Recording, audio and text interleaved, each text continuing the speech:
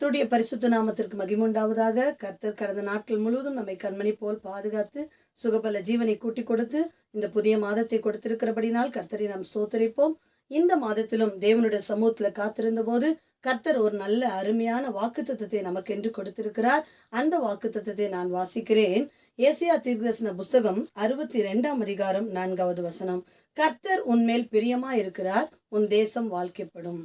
கர்த்தர் உன்மேல் பிரியமா இருக்கிறார், உன் தேசம் வாழ்க்கைப்படும் என்று சொன்ன அருமையான வாக்குத்தத்தத்தை தேவனாகிய கர்த்தர் நமக்கு என்று கொடுத்திருக்கிறார். கர்த்தருடைய பரிசுத்த நாமத்திற்கு மகிமுண்டாவதாக. கர்த்தர் நம்மேல் பிரியமா இருக்கிறார், நம் தேசம் வாழ்க்கைப்படும். நம் தேசம் வாழ்க்கைப்படும் என்று சொல்லும்போது நம்முடைய குடும்பத்தில் இருக்கிற எல்லா மற்ற சூழ்நிலைகள் மாறும். நம்முடைய குடும்பம் ஆசீர்வாதமாய் மாறும், நம்முடைய வாழ்க்கை ஆசீர்வாதமாய் மாறும். எப்பொழுது கர்த்தர் நம்மில் பிரியமாய் இருக்கும்போது. கர்த்தருடைய பரிசுத்த நாமத்துக்கு ஸ்தோத்திரம். இந்த மாதத்துல சொல்றாரு, நம்முடைய ஆசீர்வாத குறைவுகள் எல்லாம் அது ஆசீர்வாதமாய் மாறப்போகிறது என்று சொல்லி கர்த்தர் சொல்லுகிறார். கர்த்தருடைய பரிசுத்த நாமத்துக்கு ஸ்தோத்திரம். இந்த நாளிலும் கூட தேவனாகிய கர்த்தருடைய பிரியம் நம்மேல் இருப்பதற்கு நாம் என்ன செய்ய வேண்டும் என்பதை நாம் தியானித்து, கர்த்தருக்கு பிரியமான பிள்ளைகள் வேதத்துல எப்படிப்பட்ட ஆசீர்வாதத்தை எல்லாம் பெற்றிருக்கிறார்கள் என்று சொல்லி நாம் இந்த நாளில தியானித்து இந்த வேத வசனத்தை நாம் சொந்தமாக்கி கொள்வோம். கர்த்தருடைய பரிசுத்த நாமத்துக்கு ஸ்தோத்திரம். வேதத்துல மீகா தீர்க்கதரிசன புஸ்தகம் 6ஆம் அதிகாரம் 7, 8 என்ற வசனங்களில நாம் இப்படிப்பட்ட வார்த்தையை நாம் வாசிக்கிறோம்.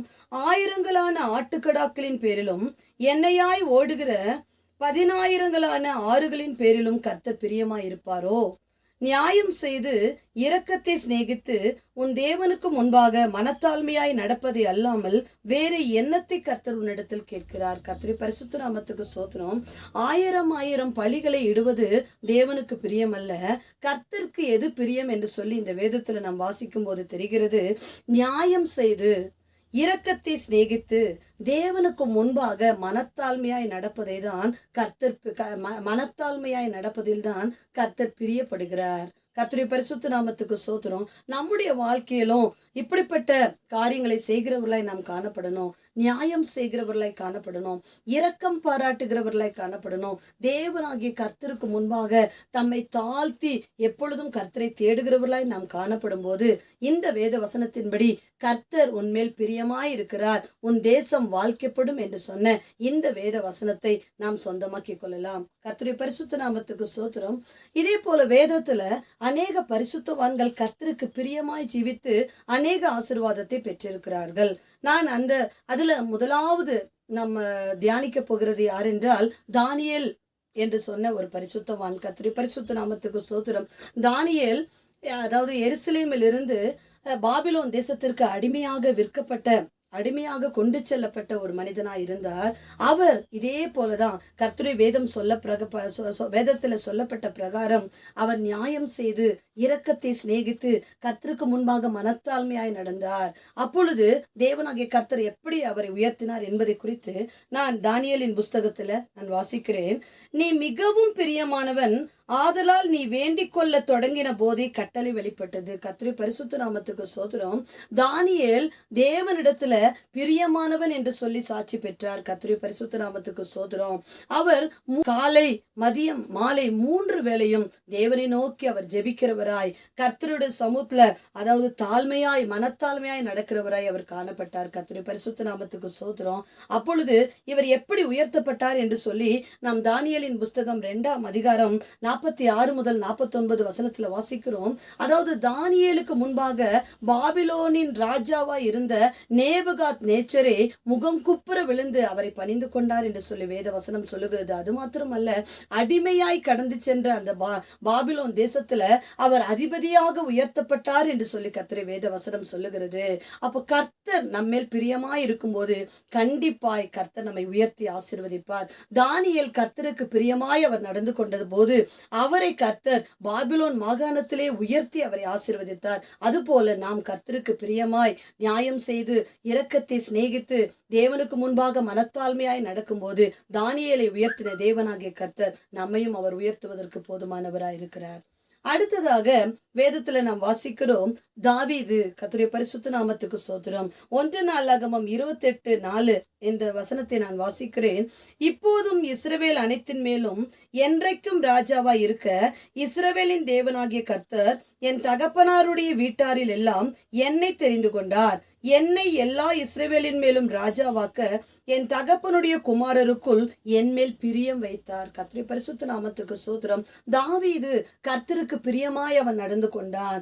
அவன் கர்த்தருக்கு பிரியமானவன் என்று சொல்லி அவன் சாட்சி பெற்றான். கர்த்தருடைய பரிசுத்த நாமத்துக்கு ஸ்தோத்திரம். காரணம், இந்த வேத வசனத்தில் சொல்லப்பட்ட பிரகாரமாய் அவன் நியாயத்தை செய்து இரக்கத்தை சிநேகித்து தேவனுக்கு முன்பாக மனத்தாழ்மையாய் நடந்தார். கர்த்தருடைய பரிசுத்த நாமத்துக்கு ஸ்தோத்திரம். அப்பொழுது தேவனாகிய கர்த்தர் அவர் இஸ்ரவேல் ராஜ்யம் அனைத்திற்கும் ராஜாவாக உயர்த்தினார். கர்த்தருடைய பரிசுத்த நாமத்துக்கு ஸ்தோத்திரம். சந்ததி சந்ததியாய் ராஜாசனத்தை அவருக்கு கொடுத்து கர்த்தர் ஆசீர்வதித்தார். இப்படிப்பட்ட தாவீதை ராஜாவாக உயர்த்தின தேவனாகிய கர்த்தர் நம்மையும் நம்முடைய வாழ்க்கையில நம்முடைய வாழ்க்கைக்கு ஏற்ற ஸ்தானத்துல நம்மை உயர்த்தி அவர் ஆசீர்வதிப்பதற்கு போதுமானவர். கர்த்தர் சொல்லுகிறார், கர்த்தர் உன்மேல் பிரியமா இருக்கிறார், உன் தேசம் வாழ்க்கைப்படும்.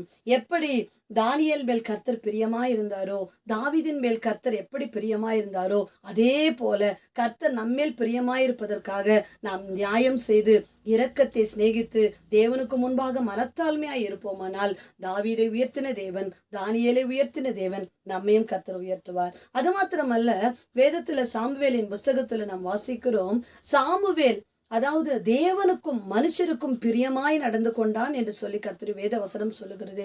அவன் தேவனாகிய கர்த்தருக்கும் பிரியமாய் நடந்து கொண்டான், மனுஷருக்கும் பிரியமாய் நடந்து கொண்டான்.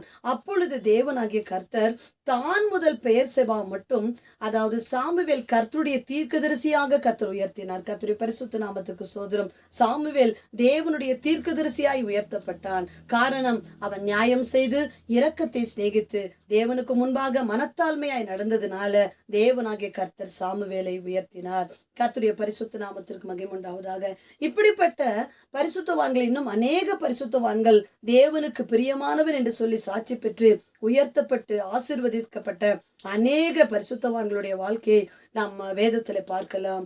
இப்படி தானியேலை உயர்த்தின கர்த்தர், தாவீதை உயர்த்தின கர்த்தர், சாமுவேலை உயர்த்தின கர்த்தர் உங்களையும் என்னையும் உயர்த்துவதற்கு அவர் போதுமானவராயிருக்கிறார். நாம் இந்த நாளில நியாயம் செய்து இரக்கத்தை சிநேகித்து தேவனுக்கு முன்பாக மனத்தாழ்மையாய் நடப்பதை நாம் இந்த நாளில உறுதிப்படுத்துவோம். கர்த்தருடைய சமூகத்தில் ஒப்பு கொடுப்போம். இப்படி நாம் ஜீவிக்கும் போது கர்த்தர் உன்மேல் பிரியமாயிருக்கிறார். உன் தேசம் வாழ்க்கைப்படும் என்று சொன்ன வசனத்தின்படி நம்முடைய குடும்பம் வாழ்க்கைப்படும், நம்முடைய தேசம் வாழ்க்கைப்படும், நம்முடைய வாழ்க்கை மிகவும் ஆசீர்வாதமாய் மாறும் என்பதுல சந்தேகமில்லை.